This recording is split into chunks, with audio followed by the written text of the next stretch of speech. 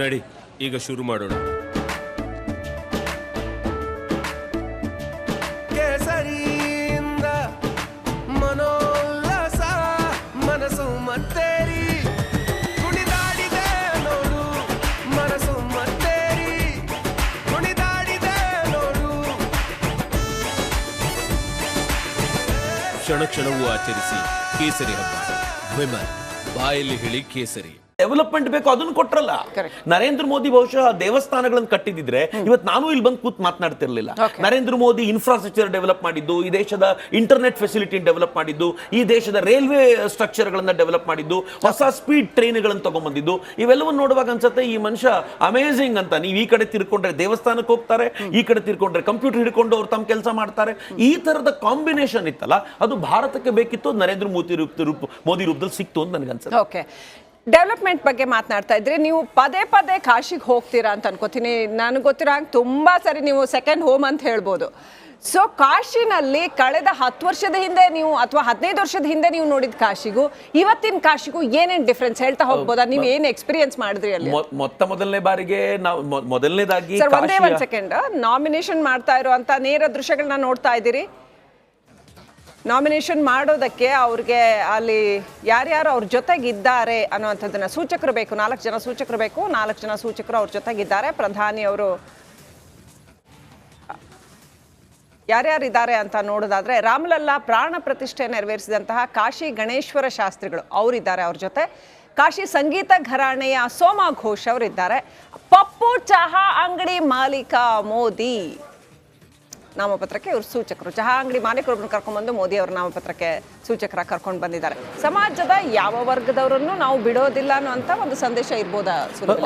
ಮೋದಿ ಅವ್ರದ್ದು ಯಾವಾಗಲೂ ತುಂಬಾ ಸ್ಪೆಷಲ್ ಆಗಿದೆ. ನಾನು ಅದಕ್ಕೆ ನಿಮ್ಗೆ ಕಂಟಿನ್ಯೂ ಮಾಡಿ ಹೇಳೋದಾದ್ರೆ, ಇದೇ ಕಾಶಿ ಮಂದಿರ ಕಾರಿಡಾರ್ ನಿರ್ಮಾಣ ಆದಾಗ ಮೋದಿ ಅವರು ದೇವಸ್ಥಾನಕ್ಕೆ ಹೋಗೋಕ್ಕಿಂತ ಮುಂಚೆ ಅದನ್ನ ಕಟ್ಟಿದವರಿಗೆ ಹೂ ಎರಚಿ ಹೋಗಿದ್ರು.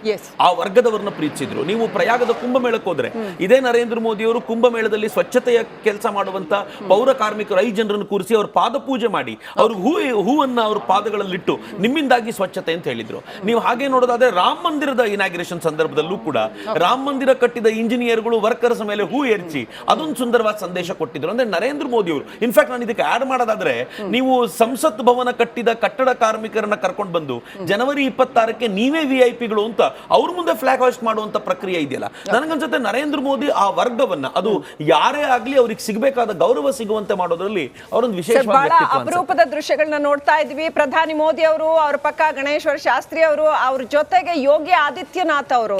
ನೋಡಿ ಅಲ್ಲಿ UP ಮುಖ್ಯಮಂತ್ರಿ ಯೋಗಿ ಆದಿತ್ಯನಾಥ್ ಒಂದು ಬಹಳ ಭಾರತದ ಒಂದು ಸಿಂಬಾಲಿಕ್ ಆದಂತಹ ದೃಶ್ಯನ ಇದು. ಭವಿಷ್ಯ ಭಾರತದ ಗೊತ್ತಿಲ್ಲ ನಂಗೆ, ಎಲ್ಲ ವರ್ಗದವರು ಇದ್ದಾರೆ, ಎಲ್ಲ ತರದ ಜನಗಳನ್ನು ಜೊತೆಗೆ ಇಟ್ಕೊಂಡು ಹೋಗ್ತಾ ಇದ್ದೀನಿ ಅನ್ನೋದ. ಅವ್ರ ಜೊತೆಗೆ ಯೋಗಿ ಆದಿತ್ಯನಾಥ್ ಇದ್ದಾರೆ. ನಾಮಪತ್ರ ಸಲ್ಲಿಕೆ ಮಾಡ್ತಾ ಇದ್ದಾರೆ.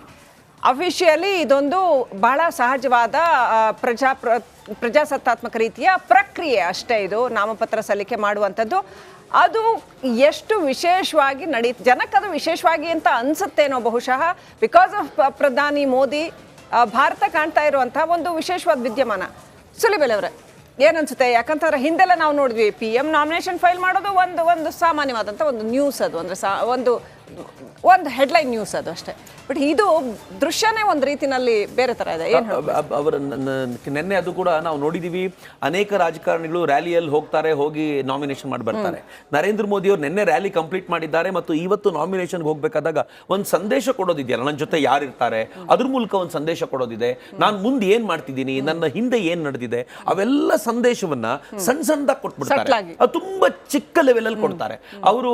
ನಾನು ಇತ್ತೀಚೆಗೆ ನೋಡ್ತಿದ್ದೀನಲ್ಲ, ಯಾವ್ದೋ ರ್ಯಾಲಿಲಿ ಹೋಗ್ಬೇಕಾದಾಗ ಎಷ್ಟು ನೋಡಿ, ಮೋದಿ ಜನರಿಗೆ ಗೊತ್ತಿದೆ, ಆದ್ರೆ ಮೋದಿಯ ಪಾರ್ಟಿ ಗೊತ್ತಿರಬೇಕು ಅಂತಿಲ್ಲ ಅಂತ. ಇವತ್ತು ಹಳ್ಳಿಗಳಲ್ಲಿ ಅನೇಕ ಕಡೆ ಮೋದಿಯನ್ನು ದೇವರು ಅಂತ ಕರೀತಾರೆ. ಅದಕ್ಕೆ ಏನ್ ಮಾಡ್ತಾರೆ, ಕೈಯಲ್ಲಿ ಒಂದು ಧ್ವಜ, ಇದನ್ನ ಫ್ಲಾಗ್, ಕಮಲವನ್ನು ಹಿಡ್ಕೊಂಡು ಹೋಗ್ತಾರೆ. ಅಂದ್ರೆ ಮೋದಿ ಅಲ್ಲ, ಈ ಕಮಲಕ್ಕೆ ವೋಟ್ ಮಾಡಿದ್ರೆ ಮಾತ್ರ ಮೋದಿ ಬರ್ತಾರೆ ಅಂತಂದ್ರೆ ಆ ಸಟಲ್ ಮೆಸೇಜ್ ಕೊಡೋದಿದೆಯಲ್ಲ, ಅದ್ರಲ್ಲಿ ತುಂಬಾ ಎಕ್ಸ್ಪರ್ಟ್. ನಾನು ತುಂಬಾ ಬಾರಿ ಹೇಳೋದುಂಟು, ನರೇಂದ್ರ ಮೋದಿ ಅವರು ಪ್ರಧಾನಿ ಆದ ನಂತರ ಮೊದಲ ರಾಷ್ಟ್ರಪತಿ ಆಗಿದ್ಯಾರು ಅಂದ್ರೆ ರಾಮನಾಥ್ ಕೋವಿಂದ್ರು. ಎಂತ ದೊಡ್ಡ ಮೆಸೇಜ್ ಅದು.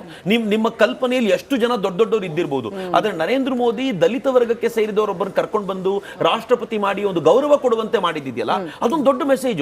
ತುಂಬಾ ಚಿಕ್ಕ ರೂಪದಲ್ಲಿ ಇರಬಹುದು, ಆದ್ರೆ ಅತ್ಯಂತ ದೊಡ್ಡ ಮೆಸೇಜ್ ಕೊಟ್ಟರು. ಈಗಲಾದ್ರೂ ಟ್ರೈಬಲ್ ಕಮ್ಯುನಿಟಿಗೆ ಸೇರಿದ ಹೆಣ್ಣು ಮಗಳಿಗೆ ಅವರ ಆ ಗೌರವವನ್ನು ಕೊಡಿಸೋದ್ರ ಮೂಲಕ ಅಲ್ವಾ, ನೀವು ಯೋಚನೆ ಮಾಡಿ.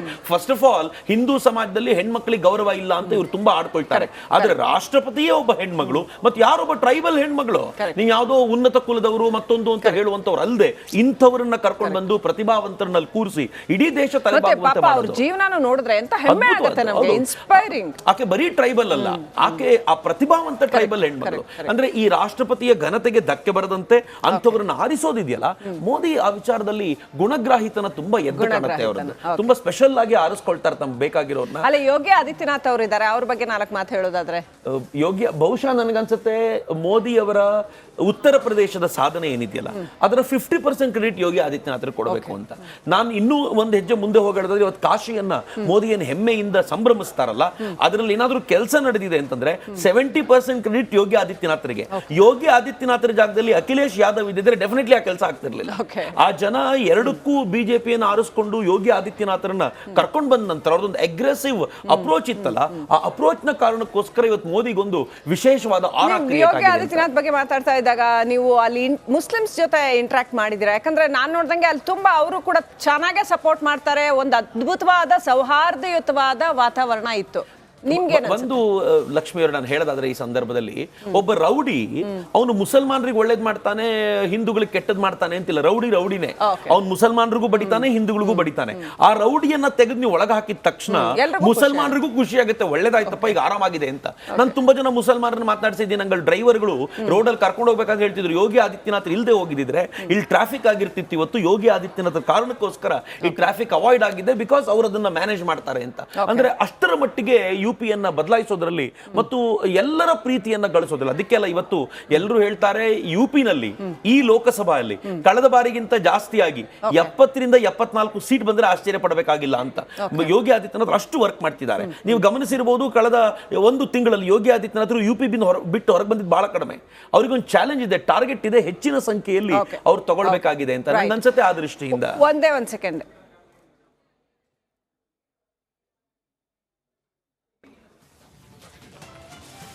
ರೈಟ್. ಪ್ರಧಾನಿ ಮೋದಿ ಅವರು ಮಾತನಾಡ್ತಾ ಇರ್ತಕ್ಕಂಥ ದೃಶ್ಯಗಳು ಅವರು ಓದ್ತಾ ಇದ್ದಾರೆ. ಅವ್ರ ನಾಮಿನೇಷನ್ ಏನಂತ ಫೈಲ್ ಮಾಡಿದ್ದಾರೆ ಅನ್ನೋದನ್ನು ಓದ್ತಾ ಇದ್ದಾರೆ ಅವರು. ಅದಕ್ಕೀಗ ಸೈನ್ ಮಾಡಿ ನಂತರ ಮುಂದುವರಿತಾರೆ. ದೃಶ್ಯಗಳಲ್ಲಿ ನೋಡ್ತಾ ಇದ್ದೀರಿ ಪ್ರಧಾನಿ ಮೋದಿ ನಾಮಿನೇಷನ್ ಫೈಲ್ ಮಾಡ್ತಾ ಇರುವಂಥದ್ದು. ಇದು ಒಂದು ವಿಶೇಷವಾದಂಥ ಘಟನೆ ಅಂತಲೇ ಹೇಳಬೇಕು. ಯಾಕಂತಂದರೆ ಭಾರತದ ಪ್ರಜಾಪ್ರಭುತ್ವ ಭಾರತದಲ್ಲಿ ನಾವೆಲ್ಲ ಹುಟ್ಟಿದ ಮೇಲಂತೂ ಇಂಥ ಘಟನೆ ಇದೆ ಮೊದಲು ನೋಡ್ತಾ ಇರೋದು. ಅಂದರೆ ಕಳೆದ 2 ಸಾರಿ ಬಿಟ್ಟರೆ ಪ್ರಧಾನಿ ಮೋದಿ ನಾಮಿನೇಷನ್ ಫೈಲ್ ಮಾಡೋ ಅಂಥದ್ದು ಒಂದು ವಿಶೇಷ. ಅದು ದೇವಸ್ಥಾನಕ್ಕೆ ಹೋಗಿ ಕಾಲಭೈರವೇಶ್ವರನ ದೇವಸ್ಥಾನಕ್ಕೆ ಹೋಗಿ ಬಂದು ಆನಂತರ ನಾಮಿನೇಷನ್ ಫೈಲ್ ಮಾಡೋದು, ಅವ್ರ ಜೊತೆಗೆ ಯಾರಿದ್ದಾರೆ ಅನ್ನೋವಂಥದ್ದು, ಅವರು ಇಷ್ಟು ವರ್ಷ ಮಾಡಿರ್ತಕ್ಕಂಥ ಕೆಲಸಗಳು. ಮೊದಲ ಬಾರಿಗೆ ಮೋದಿ, ನಾನು ಚಕ್ರವರ್ತಿ ಸುಲಿವೆಲ್ ಅವ್ರಿಗೆ ಕೇಳಬೇಕು, ಫಸ್ಟ್ ಟೈಮ್ ಅವರು ವಾರಣಾಸಿ ಕಂಟೆಸ್ಟ್ ಮಾಡ್ತೀನಿ ಅಂತ ಹೊರಟಾಗ ಏನು ಫೀಲ್ ಇತ್ತು? ಈಗ ಅವರು ಅದರ ಪೊಲಿಟಿಕಲಿ ಗೆಲ್ತಾರಾ ಇಲ್ವಾ ಅನ್ನೋ ವಿಚಾರದಲ್ಲಿ ಈಗೇನು ಫೀಲ್ ಇದೆ ಸರ್? ಒಂದು ಫಸ್ಟ್ ಟೈಮ್ ಅವರು ಅದು ಸರ್ಪ್ರೈಸ್ ಆಗಿ ಬಂದಿದ್ದು ನಮಗೆ. ಇನ್ಫ್ಯಾಕ್ಟ್ ನಾವು ಫಸ್ಟ್ ಟೈಮ್ ಅವ್ರು ಬರ್ತಾರೆ ಅಂತಂದಾಗ ವಿ ಥಾಟ್ ಅವರು ಬೆಂಗಳೂರಿಗೆ ಬರ್ತಾರೆ ಅಂತ. ಆ ಥರದೊಂದು ಸುದ್ದಿ ಹಬ್ಬಿಡ್ತು. ಬೆಂಗಳೂರಿಗೆ ಬಂದ್ಬಿಡ್ತಾರೆ ಮೋದಿ, ಬೆಂಗಳೂರು ನಿಂತ್ಕೊಳ್ತಾರೆ, ಸೌತ್ಗೆ ಪ್ರಭಾವಿಸುವಾಗ ನಾವೆಲ್ಲ ಬಹಳ ಕಾತರದಿಂದ ಕಾಯ್ತಾ ಇದ್ವಿ ಬೆಂಗಳೂರು ಅವರು ಪ್ರತಿನಿಧಿಸ್ಲಿ ಅಂತ. ಆದರೆ ಸಡನ್ ಆಗಿ ಕಾಶಿ ಅಂದಾಗ ಅದರ ಆನಂದವೇ ಬೇರೆ ಇತ್ತು. ಬಟ್ ಒಂದು ಟೆನ್ಷನ್ ಇತ್ತು, ಕಾಶಿಯಲ್ಲಿ ಏನ್ ಮಾಡ್ತಾರೋ. ಯುಪಿ ಅಲ್ಲ, ಅಲ್ಲಿ ಜಾತಿಯ ರಾಜಕಾರಣ ತುಂಬಾ ಇದೆ ಅಂತ. ಬಟ್ ಯುಪಿ ಅವರನ್ನ 2014 ಅಲ್ಲಿ ರಿಸೀವ್ ಮಾಡಿದ ರೀತಿಯೂ ಅದ್ಭುತವಾಗಿತ್ತು. 2019 ಅಲ್ಲಿ ಅಪೋಸಿಷನ್ ತುಂಬಾ ಒದ್ದಾಡ್ತು. ಸ್ವತಃ ಅರವಿಂದ್ ಕೇಜ್ರಿವಾಲ್ ಬಂದು ನಾನು ಫೈಟ್ ಮಾಡ್ತೀನಿ ಅಂತಂದ್ರು.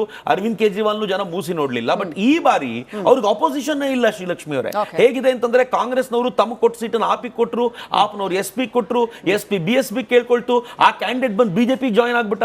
ಹೀಗಾಗಿ ಅವ್ರ ಎದುರಿಗೆ ಯಾರೂ ಇಲ್ಲ. ಮತ್ ನಿನ್ನೆಯ ನೀವು ವಾತಾವರಣ ನೋಡಿದ್ರೆ ನನಗನ್ಸುತ್ತೆ ಹಿಂದೆಂದಿಗಿಂತಲೂ ರೆಕಾರ್ಡ್ ನಂಬರ್ ಅಲ್ಲಿ ಮೋದಿ ಅವರು ಈ ಬಾರಿ ಗೆಲ್ತಾರೆ ಅಂತ. ಅಂದ್ರೆ 2014 ಅಲ್ಲಿ ಏನ್ ಪ್ರೀತಿ ಇತ್ತು ಅದು 10 ಪಟ್ಟು ಜಾಸ್ತಿಯಾಗಿ ಮೋದಿ ಅವರಿಗೆ ಬಂದಿದೆ ಅಂತ ನನಗೆ ಈ ಸಂದರ್ಭದಲ್ಲಿ ಅನ್ಸುತ್ತೆ. ನೆನ್ನೆಯ ರೋಡ್ ಶೋ ಅಂತೂ ಅದನ್ನ ಖಾತ್ರಿ ಮಾಡಿಸ್ತು ಅಂತ ಅನಿಸುತ್ತೆ. ಮೋದಿಯ ಗೆಲುವು ಖಾತ್ರಿ ಮಾಡಿಸ್ತು ಅಂತ ಅನ್ಸುತ್ತೆ. ಓಕೆ.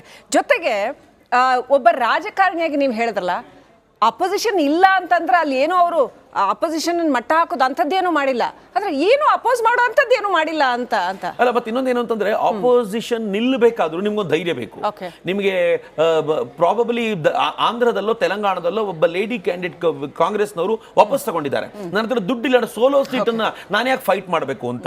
ಸಾಮಾನ್ಯವಾದ ಸೀಟ್ಗಳನ್ನೇ ಸೋಲೋ ಸೀಟ್ ಅಂತ ಕರೀತಾರೆ ಅಂತಂದ್ರೆ ಈ ನರೇಂದ್ರ ಮೋದಿ ಅವರ ಎದುರಿಗೆ ನಿಲ್ಲೋದನ್ನ ಅದು ನೀವು ಠೇವಣಿ ಕಳ್ಕೊಳ್ಳೋ ಸೀಟ್. ಅದು ಅಂತ ಸೀಟಿಗೆ ನೀವು 4-5 ಕೋಟಿ ರೂಪಾಯಿ ಖರ್ಚು ಮಾಡಿ ಒದ್ದಾಡಿ ಯಾಕೆ ಮಾಡಬೇಕು ಮೋದಿ ಅಂತ. ಅವರ ಪರಿಶ್ರಮಕ್ಕೆ ಅಂದ್ರೆ ಕಾಶಿಯನ್ನ ಎಷ್ಟು ಅಭಿವೃದ್ಧಿ ಮಾಡಬೇಕು ಅಂತ ಹೇಳುವ ಅವರ ನಿಜವಾದ ಕಾಳಜಿ ಮತ್ತು ಪರಿಶ್ರಮಕ್ಕೆ ಎಲ್ಲೋ ಒಂದ್ ಕಡೆ ಅದೊಂದು ಆನರ್ ಅಂತ ಹೇಳ್ಬೋದಾ, ಗೌರವ ಅಂತ ಹೇಳ್ಬೋದಾ?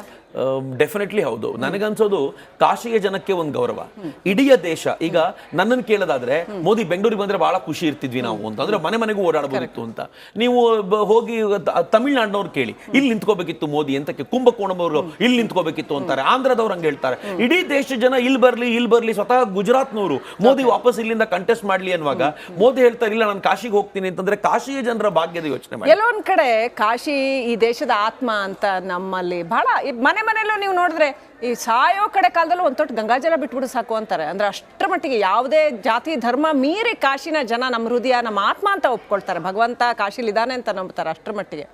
ಸೊ ಮೋದಿ ಅಲ್ಲಿಂದಾನೇ ಪ್ರತಿನಿಧಿಸೋದು ಪ್ರತಿ ಸಾರಿನೂ, ಅದು ಏನಾದ್ರೂ ಆಗ್ಲಿ ನಾನು ಅಲ್ಲಿಂದಾನೇ ಬಹಳ ಸಾಂಕೇತಿಕ ಅಂತ ಅನ್ಸುತ್ತೆ. ಹೌದು, ಅಫ್ಕೋರ್ಸ್ ಒಂದೇನು ಅಂತಂದ್ರೆ ಅವರು ಉತ್ತರ ಪ್ರದೇಶ ಅನ್ನೋದು ನಮ್ಗೆ ಅತ್ಯಂತ ಪವಿತ್ರವಾದ ತೀರ್ಥಕ್ಷೇತ್ರಗಳೆಲ್ಲವೂ ಇರುವಂತ ಜಾಗ. ನರೇಂದ್ರ ಮೋದಿ ಉತ್ತರ ಪ್ರದೇಶವನ್ನೇ ಆರಿಸ್ಕೊಂಡಿರೋದು ಒಂದು ದೃಷ್ಟಿಯಿಂದ ಹಿಂದೂ ಸಮಾಜವನ್ನ ಕನ್ಸಾಲಿಡೇಟ್ ಮಾಡ್ಲಿಕ್ಕೆ ಒಂದು ಅವಕಾಶ. ಅಂದ್ರೆ ಎಲ್ಲೂ ಕೂಡ ಅಗ್ರೆಸಿವ್ ಮುಸಲ್ಮಾನರ ವಿರುದ್ಧ ಮಾತನಾಡದಂತೆ